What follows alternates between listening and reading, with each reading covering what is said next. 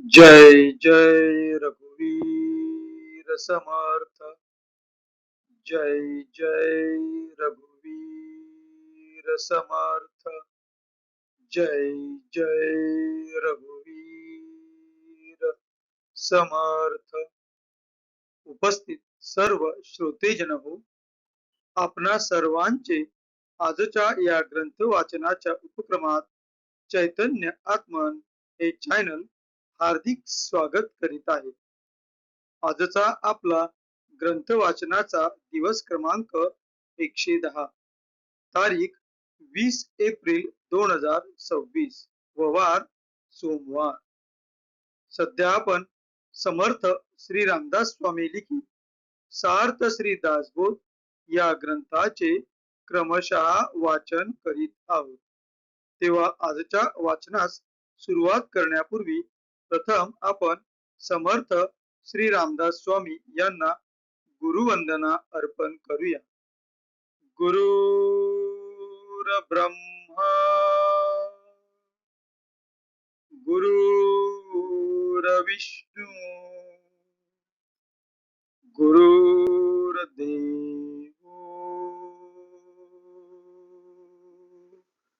महेश्वरः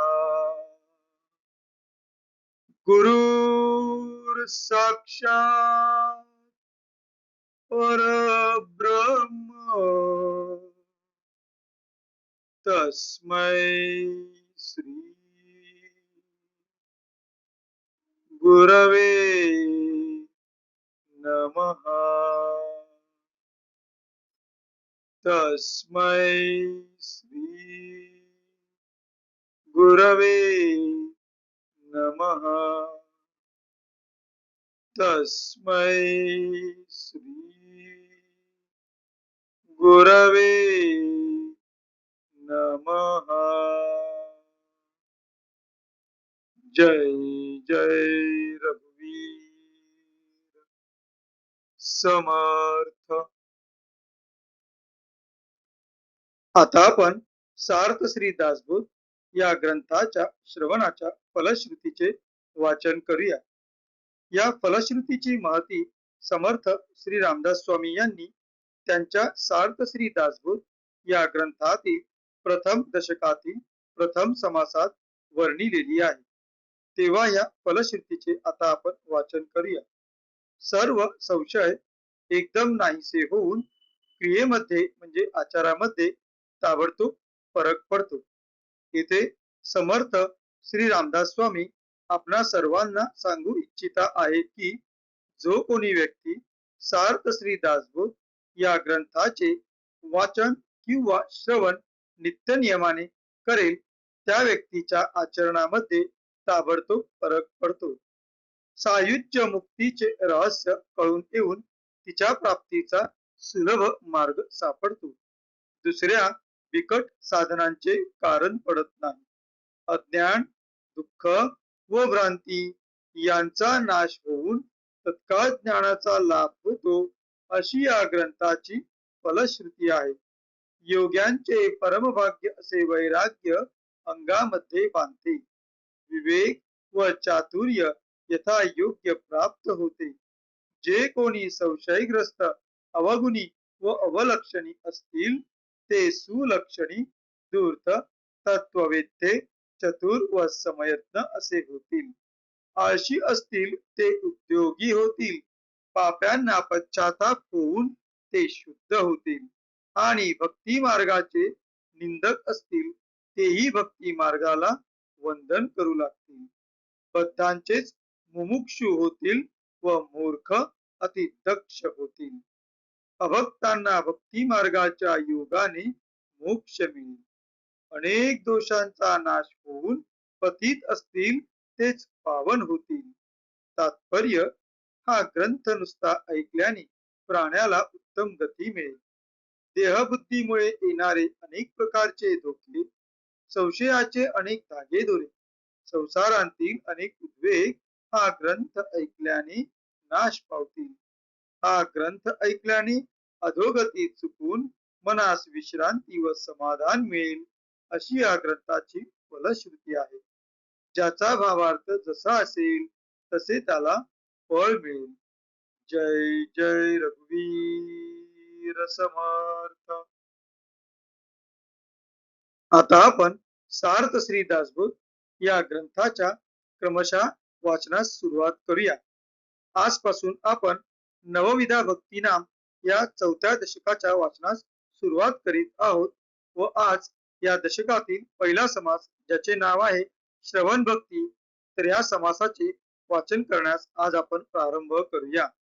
आपणासमोर जे पृष्ठ दिसत आहे त्या पृष्ठातील पहिलीच ओळ जी श्रीराम या शब्दाने सुरू होते, तर तेथूनच आपण आजच्या वाचनास सुरुवात करूया. श्रीराम. जय जयाजी गणनाथा, तू विद्या वैभवे समर्था, अध्यात्म विद्येच्या परमार्था मज बोलवावे. नमु शारदा वेद जननी, सकळ सिद्धी जयेचेनी, मानस प्रवर्तले मननी स्फूर्ती रूपे. आता आठवू सद्गुरु, जो पराचाही परू, जयाचेनी ज्ञान विचारू कळो लागे. श्रोतेन पुसिले बरवे, भगवत भजन कैसे करावे, मनोनी बोलिले स्वभावे ग्रंथांतरी. सावध होऊन श्रोते जन, ऐका नवविधा भजन, सच्छास्त्री बोलिले पावन होईजे येणे.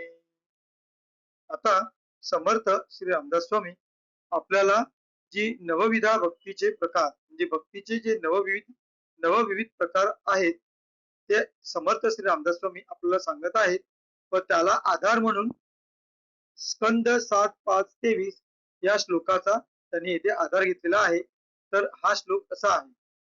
श्रवणम कीर्तनम विष्णुहा, स्मरणम पाद सेवनम, अर्चनम वंदनम दास्यम, सख्यमात्म निवेदम.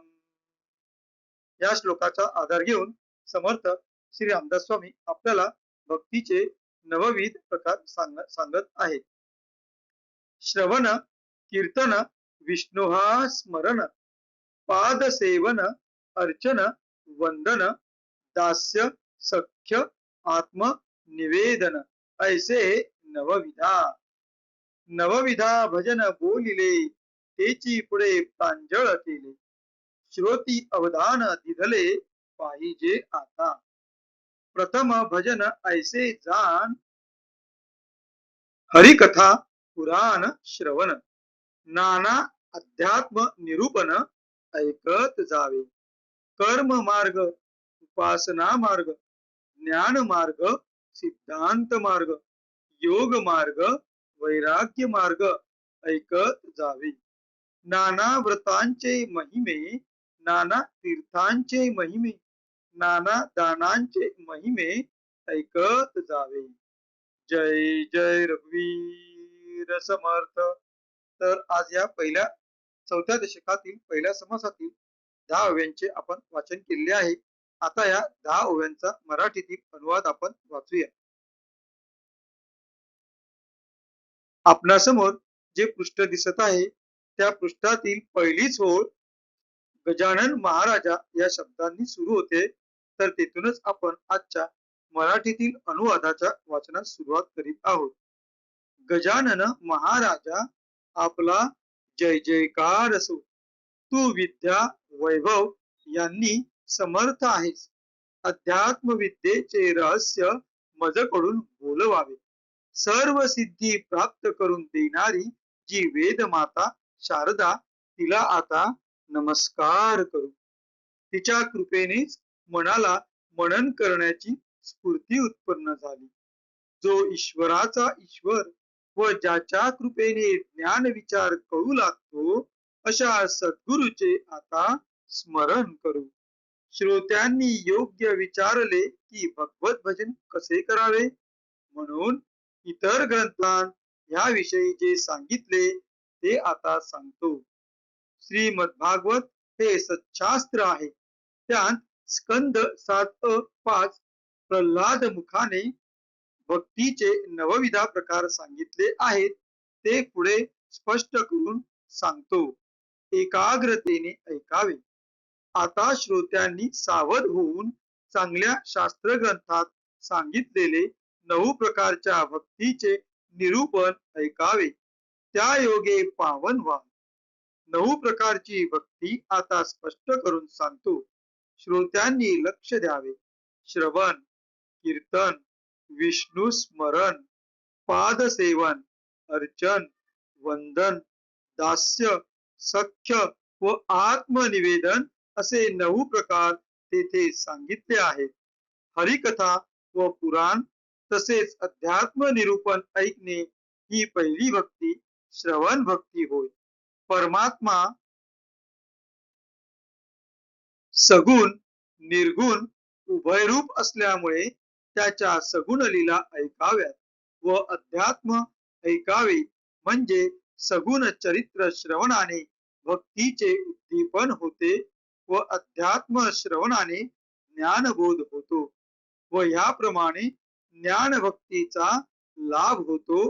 ही श्रवण भक्ती होय. कर्म मार्ग, उपासना मार्ग, ज्ञान मार्ग, गुरुभक्ती मार्ग, योग मार्ग, वैराग्य मार्ग हे सर्व ऐकत जावे. अनेक व्रते, तीर्थे, दाने यांचे महिमे.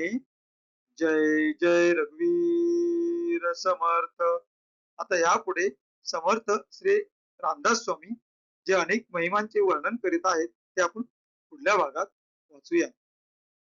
आता आपण समर्थ श्री रामदास स्वामी यांना कृतज्ञतापूर्वक वंदन करून आजच्या या ग्रंथ वाचनाच्या भागाची सांगता करूया.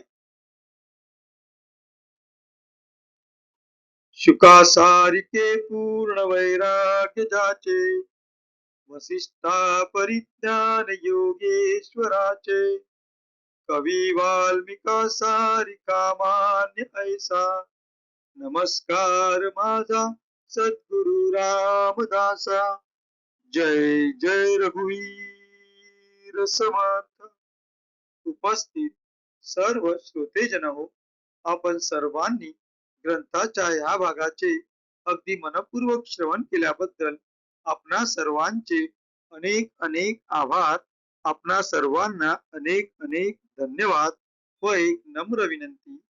आपणा सर्वांना जर हे ग्रंथ वाचन आवडत असेल, ग्रंथश्रवण आवडत असेल, रुचत असेल, जर काही थोडेफार ज्ञानबोध आपणा सर्वांना या ग्रंथश्रवणातून होत असेल तर कृपा करून आपण आमच्या या चॅनलला सबस्क्राईब करा, आमच्या या उपक्रमाला लाईक करा व जर काही मत असेल तर कमेंट मध्ये तसे लिहा की जेणेकरून आम्ही आमच्या या ग्रंथ वाचनाच्या पद्धतीमध्ये योग्य ते बदल करू शकू व आपणा सर्वांच्या सेवेत नित्य नियमाने हजर राहू हीच आपणा सर्वांना विनंती. जय जय रघुवीर समर्थ. भेटू पुढल्या भागात.